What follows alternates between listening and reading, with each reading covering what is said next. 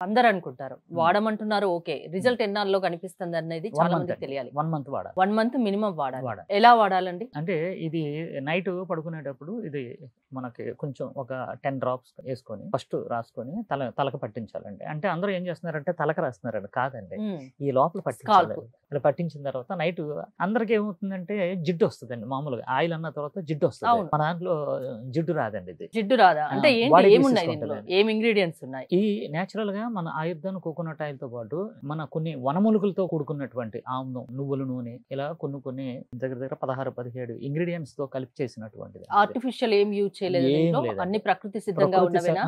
ఇప్పుడు ఎందుకంటే ప్రకృతి సహసిద్ధంగా మేము తయారు హ్మ్. చేసామంటే సరైన కొబ్బరి నూనె లేదు మీకు తెలుసండి.